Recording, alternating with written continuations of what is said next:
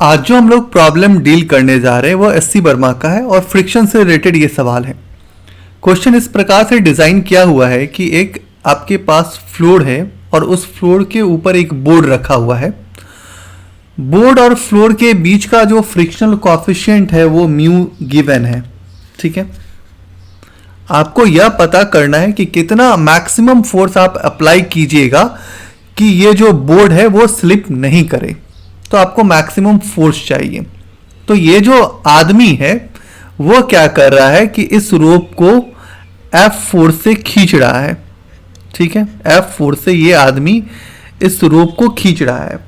तो जैसे ही खींचा तो इंटायर स्ट्रिंग पे टेंशन क्रिएट हो गया। अब ये जो फोर्स अप्लाई कर रहा है वो किसके बराबर हो जाएगा? इस टेंशन के बराबर हो जाएगा, क्योंकि न्यूटन के थर्ड लॉ को ये ओबे कर रहा है। जितना फोर्स आप एक्सर्ट कर रहे हैं, मतलब कि ये आदमी लगा रहा है, वो किसके बराबर हो जाएगा? आपके टेंशन के बराबर हो जाएगा। और जो टेंशन होगा वो पूरे स्प्रिंग में क्या हो जाएगा? वो सेम हो जाएगा। मतलब इस पॉइंट पे भी जो आपका टेंशन होगा वो सेम होगा। ठीक है, तो ये चीज तो आप क्लियर कर लीजिए कि जो फोर्स आप अप्लाई कर रहे हैं, मतलब मैन अप्लाई कर रहा है, वो किसके बराबर हो जाएगा? टेंशन के बराबर हो जाएगा। ठीक है, अब आप सेकेंड पार्ट में जाइए और इस मैन के बारे में बात कीजिए। तो देखिए, ये जो आदमी है वह क्या है? एक बोर्ड पे खड़ा है। जैसे ये बोर्ड है और इस बोर्ड पे ये जो आदमी है वो क्या है? खड़ा है। ठीक है, और उसके हाथ में जो है एक लाइट स्ट्रिंग है जिसका टेंशन का डायरेक्शन आपको पता है कि वो वर्टिकली अपवर्ड है। ठीक है, और ये आपका बोर्ड है।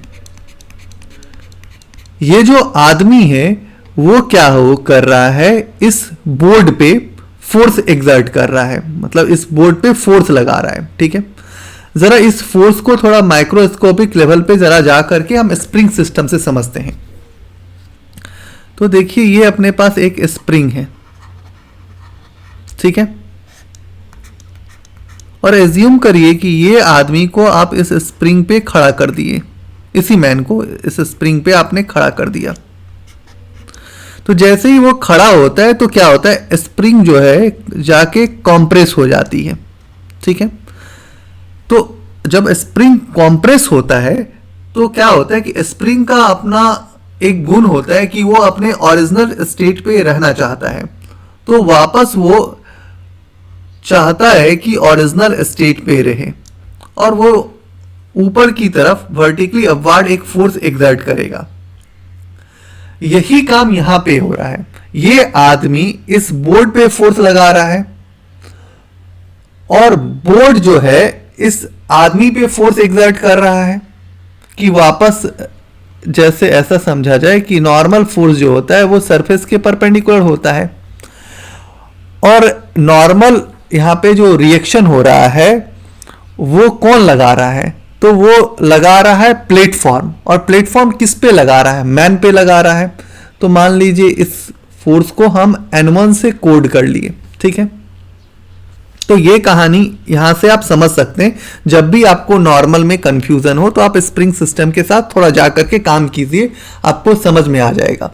तो स्टिली आप देखिए, थोड़ा सा हम यहाँ पे एजम्पशन ले रहे हैं कि यहाँ पे यदि नॉर्मल फोर्स से लग रहा था, मान लीजिए ये फोर्स से हम इसको कंप्रेस कर रहे हैं, तो यही फोर्स से ये अपवर्ड की तरफ फोर्स लगा रहा है।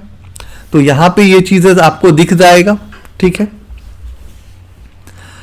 अब जो ग्रेविटेशनल फोर्स है वो लग रहा है डाउनवर्ड, और ये जो है पूरा जो ये हम लोग फोर्स का एनालिसिस किए हैं ये इक्विलिब्रियम में है। इसका मतलब कि आप इसको राइट डाउन कर सकते हैं सिंपल वे में, N1 plus T equal to mg। अब यदि आप N1 कैलकुलेट कर लीजिएगा तो क्या आ जाएगा mg माइनस टी। और मानिए कि ये आपका पहला इक्वेशन आ गया। दूसरे पे बात करने जा रहे हैं कि ये हमारा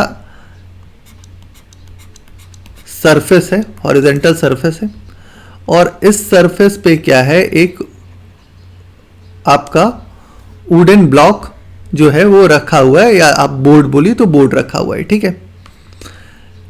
अब थोड़ा इस बात को भी समझिएगा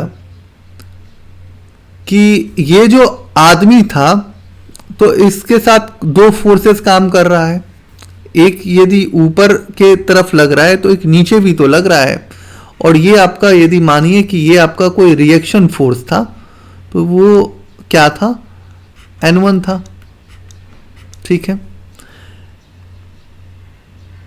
इसका मास यदि स्मॉल m है तो इधर ग्रेविटेशनल फोर्स लगेगा mg, ठीक है।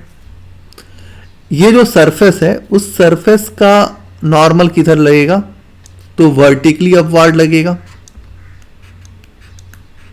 मान लीजिए इसको आप N2 से कोड कर लिए। अब रहा कि टेंशन, तो टेंशन इधर लग रहा है, टेंशन का डायरेक्शन इधर है, तो फ्रिक्शन इस टेंशन के अपोजिट लगेगा। और ये जो फ्रिक्शन होगा वो मैक्सिमम होना चाहिए, आपका मैक्सिमम वैल्यू वाला फ्रिक्शन होना चाहिए, ठीक है। यदि यह सिस्टम मूव नहीं कर रहा है, इसका मतलब क्या हुआ, टेंशन फ्रिक्शन के बराबर हुआ। यदि हम इससे इक्वेशन राइट डाउन कर ले तो N2 equal to N1 plus mg, ठीक है। तो N2 इक्वल टू क्या हो जाएगा, N1 का वैल्यू आपको पता है mg माइनस टी, ठीक है, प्लस mg। मान लीजिए कि ये कोई इक्वेशन, इसको आप मान लीजिए कि ये आपका सेकेंड इक्वेशन था, तो इसको इक्वेशंस को आप थर्ड लिख लीजिए। अब आपको बोर्ड स्लिप नहीं करे तो ये कंडीशन होना चाहिए, टेंशन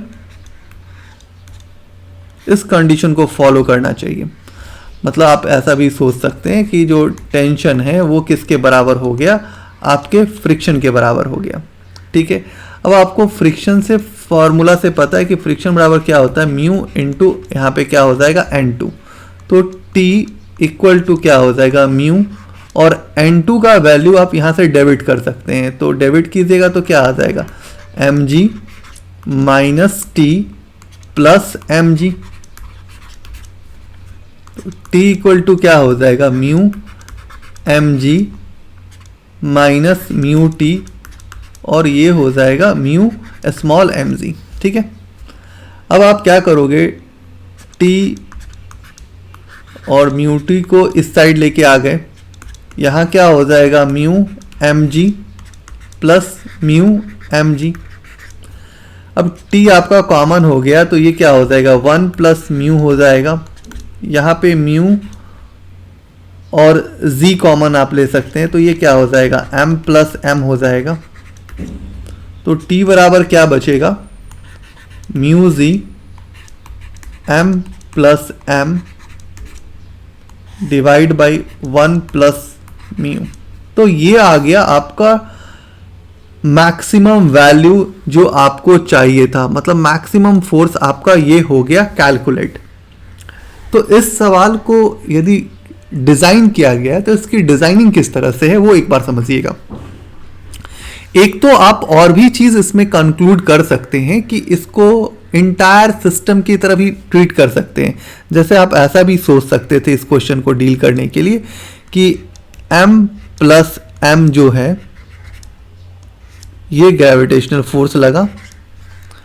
दूसरी बात आप ये सोच सकते हो कि पूरे इस फ्लोर पे ये वाली जो फ्लोर पे है, मान लीजिए कि इस फ्लोर का नॉर्मल रिएक्शंस को हम यदि N2 ही लिखें यहाँ पे, ठीक है, ये N2 लगा।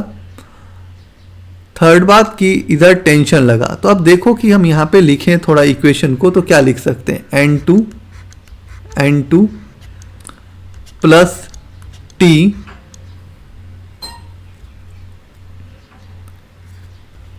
और कुछ लग रहा है क्या? तो आप देखो कि कुछ नहीं लग रहा है। इक्वल टू क्या हो जाएगा, m प्लस m इंटू जी, ठीक है ना, और कुछ भी नहीं लग रहा है, ठीक है।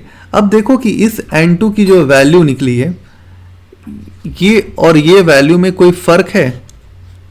कुछ भी फर्क नहीं है। तो आप जब हम इस तरह से लिखेंगे तो हम इसको, ये जो ट्रीटमेंट होता है ये सिस्टम वाला ट्रीटमेंट होता है, हम इसको सिस्टम मान लेंगे तो डील कर सकते हैं। बट यदि तुमको थोड़ा एनालिसिस समझना है, क्वेश्चन के कॉन्सेप्ट के पीछे भागना है, तो इस कॉन्सेप्ट को अभी मत समझिए, जब आपका एक्सपीरियंस हो जाएगा तब ये चीज़ें आप अप्लाई कीजिए। आप थोड़ा माइक्रोस्कोपिक लेवल पे जाके सोचिए कि क्या सब हो सकता था। यदि ये चीज़ आपको समझ में आ गया तो इक्वेशन लिखना थोड़ा इजी हो गया। यदि ये चीज़ें बहुत है कि अब क्या हो जाएगा, टेंशन, यहाँ से आप क्या कर लोगे, फ्रिक्शन इक्वल टू म्यू और इनटू n2 लिख लोगे, और इधर आपका क्या लग जाएगा, फ्रिक्शन लग जाएगा, इधर टेंशन लग जाएगा, तो सेम इक्वेशन आप अप्लाई कर लोगे। बट थोड़ा इस कॉन्सेप्ट को भी तो समझो कि आदमी किस तरह से फोर्स अप्लाई करता है इस प्लेटफॉर्म पे। तो आदमी जितना फोर्स अप्लाई करेगा उतना ही तो आपका प्लेटफॉर्म भी अप्लाई करेगा ना। तो इस बात को आपको समझना चाहिए। सिस्टम मान करके आप एनालिसिस कर सकते हो और इजीली आप आंसर डील कर सकते हो, बट इस बात को भी तो समझोगे कि आप यदि स्प्रिंग पे खड़े होते हो और स्प्रिंग यदि कॉम्प्रेस होता है, तो यदि स्प्रिंग का कॉम्प्रेस होना मतलब कि यहाँ पे जो छोटे छोटे मॉलिक्यूल्स होते थे, यहाँ जो छोटे छोटे मॉलिक्यूल्स हैं, यहाँ पे जो मॉलिक्यूल्स की बॉन्डिंग है, ये आपकी कॉम्प्रेस हो गई है। ये जो मॉलिक्यूल्स है ये कॉम्प्रेस हो गई है।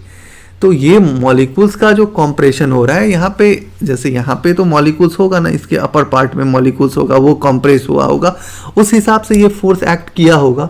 तो उसी चीज़ को हम लोगों ने क्या किया कि मॉलिक्यूल्स के कॉन्सेप्ट को हटा करके हमने स्प्रिंग पे रख दिया। तो स्प्रिंग यदि कॉम्प्रेस होगा तो स्प्रिंग फोर्स भी तो लगाएगा और वापस अपने ओरिजिनल स्टेट में आना चाहेगा।